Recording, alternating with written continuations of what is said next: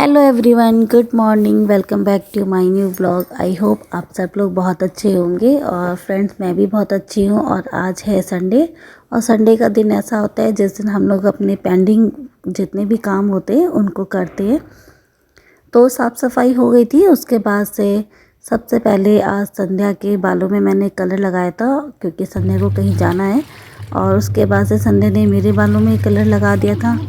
तो इस तरीके से हमारा ये पेंडिंग काम कंप्लीट हुआ। और उसके बाद से फिर मैं नहा धो चुकी थी।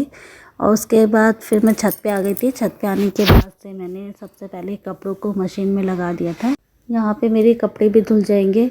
और अब ठंड जा रही है तो रज़ाई भी रखने का टाइम आ गया है। तो मैंने यहाँ पे रज़ाई के कवर भी निकाल लिए थे, उनको भी वॉश कर लिया था। और ये कालीन जो है हमारी ड्राइंग रूम में बिछी रहती है, तो ये भी काफ़ी गंदी हो गई थी। इस पर धूल हो गया था बहुत ज़्यादा, तो इसको भी मैंने वॉश कर लिया है। और इतने सारे कपड़े मैंने आज वॉश किए हैं, जिसमें ठंड के कपड़े भी थे और जो डेली यूज़ के कपड़े हैं वो भी थे। और यहाँ पे अब मैं वॉशिंग मशीन को खुला छोड़ दूँगी ताकि ये अच्छे से सूख जाए। और अब ये है शाम का टाइम। तो शाम के टाइम में संध्या ने बनाया था, स्नैक्स बनाए थे। मॉर्निंग में आज नाश्ते में बनाया था आलू मटर की सब्ज़ी और पराठे। तभी संध्या ने कुछ एक्स्ट्रा रोटियां बना के रख दी थी, ताकि बच्चों को शाम के टाइम में चपाती सैंडविच बना के दे सके। यहाँ पे जेरी भी वेट कर रहा है अपनी चपाती के लिए। जैसे हम लोग खाने के लिए बैठते हैं ऐसे ये भी तैयार हो जाता है। तो संध्या ने यहाँ पे मिक्स वेज का बच्चों के लिए बना रही थी सैंडविच।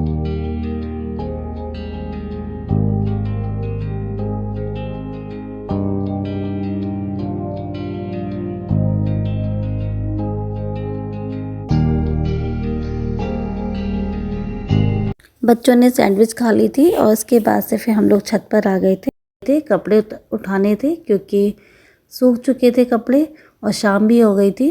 तो यहाँ पे आने के बाद से जैरी संध्या को छेड़ रहा था खेलने के लिए, तो संध्या उसके साथ में खेल रही थी। और उसके बाद से फिर हम लोगों ने सारे कपड़े उठा लिए थे। और उठा करके फिर हम लोग नीचे चले गए थे। तो शाम है, शाम के टाइम बच्चों का मन करता है कहीं घूमने जाओ या कुछ उनके साथ खेलो। तो घूमने तो हम लोग जा नहीं पाते हैं ज़्यादा, क्योंकि जैरी को छोड़ के जाना बहुत मुश्किल हो जाता है। अगर हम लोग कहीं जाते हैं और जैरी बहुत नुकसान कर देता है, जिसके चलते हम लोग कहीं जा नहीं पाते हैं। तो सोचा कि चलो बच्चे के साथ में खेल लिया जाए। तो यहाँ पे हम लोग बैडमिंटन खेल रहे थे।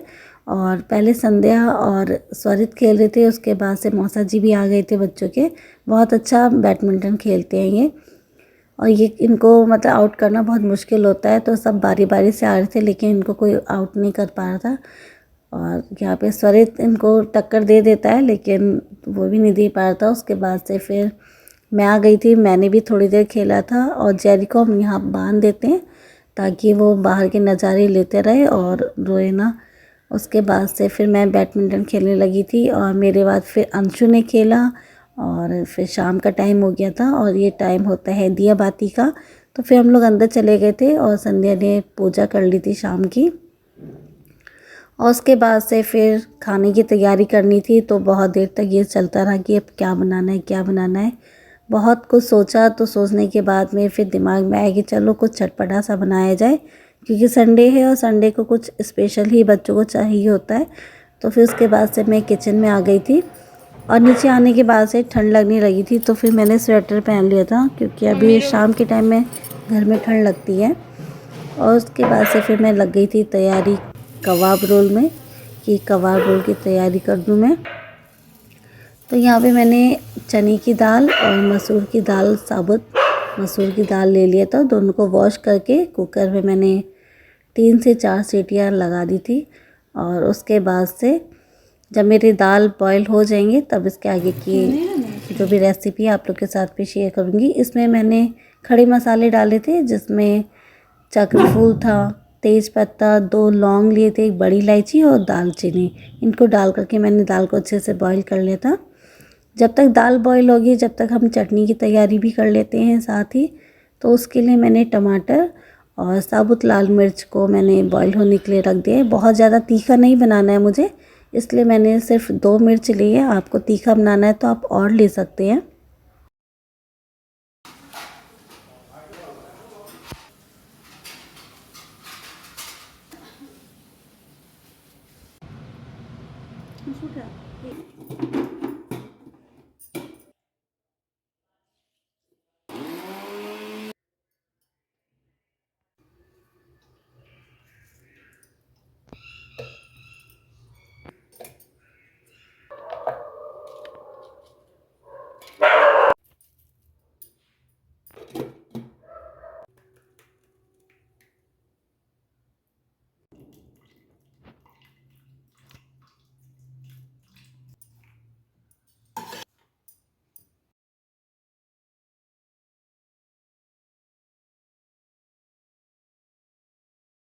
अब हमें पिसी हुई दाल में सभी मसाले डालने हैं, जैसे लाल मिर्च पाउडर हो गया, धनिया पाउडर, गरम मसाला, नमक, और साथ ही मैंने कलर के लिए इसमें कश्मीरी लाल मिर्च भी डाला था, जिससे इससे थोड़ा अच्छा कलर आ जाएगा। और उसके बाद से इसे अच्छे से मिक्स कर लेना है।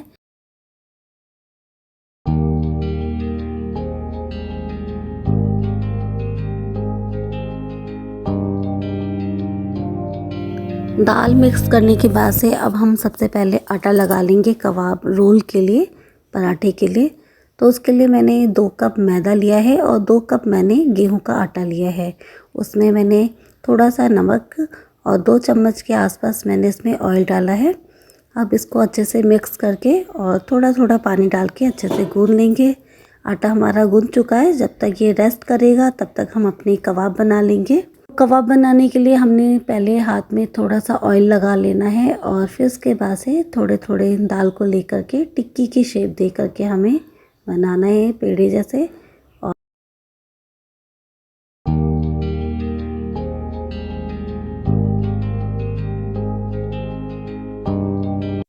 और अब हमें एक फ्राई पैन लेना है और उसमें टिक्की को थोड़े थोड़े ऑयल में सेकते जाना है। तो इसमें से काफ़ी वेस्ट निकलता है, तो इसे घबराने की ज़रूरत नहीं है, इतना निकलता ही है। और हमें टिक्की को अच्छे से अलट पलट के सेक लेना है। तो हमारे यहाँ पे कबाब तैयार हो चुके हैं।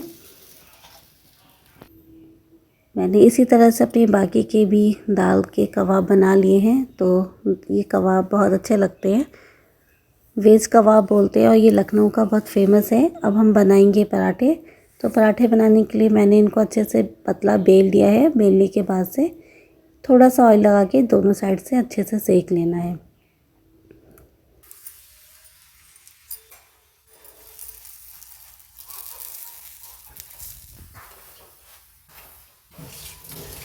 अब हम एक टिक्की लेंगे, उसे हम पलटे की सहायता से पूरे पराठे पे अच्छे से फैला देंगे और इसमें डालेंगे हरी चटनी, फिर डालेंगे लाल चटनी। अगर आप तीखा चाहते हैं तो और ज़्यादा चटनी डाल सकते हैं। और डालेंगे प्याज और दोनों साइड से फोल्ड करके इसे अच्छे से रोल कर लेंगे। तो कबाब रोल तैयार है। तो आपको मेरी ये रेसिपी कैसी लगी? अगर थोड़ी सी भी पसंद आई हो तो लाइक और कमेंट ज़रूर कीजिएगा और चैनल पे नए हैं तो सब्सक्राइब कीजिएगा। और आप भी इंजॉय कीजिए, हम भी इंजॉय करते हैं कबाब रोल। ये है वेज कबाब, जिसे आप आराम से घर में आसानी से बना सकते हैं। बहुत अच्छा है, बहुत अच्छा, बहुत सुंदर, बहुत स्वादिष्ट। मैं तो वाह, मजा आ गया।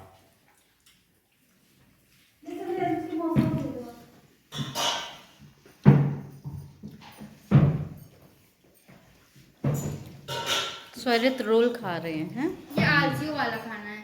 अच्छा, और क्या? खाना नहीं, तरीका। क्या देना है?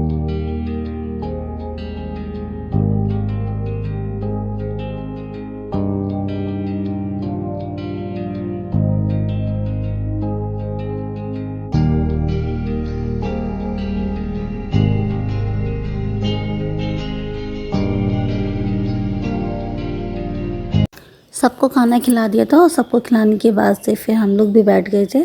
और उसके बाद से फिर मैंने जो सब्जियां लेके आए थे उनको अच्छे से वॉश करके रख दिया था। साथ ही मिक्सी को भी अच्छे से साफ़ कर लिया था, क्योंकि उस पर भी चटनी वगैरह गिर गई थी, तो उसको भी अच्छे से पोंछ लिया था। अब पोंछने के बाद से इसको भी इसकी जगह पे रख दूँगी। उसके बाद से किचन का काउंटर को भी साफ़ कर दूँगी और सभी सामान को जगह पे रख दूँगी, ताकि जब मैं नेक्स्ट डे मॉर्निंग में उठूँ तो मेरा किचन बिल्कुल क्लीन मिले मुझे। और रात के टाइम में मैं इतना काम करके सोती हूँ, क्योंकि मुझे किचन गंदा बिल्कुल पसंद नहीं आता है।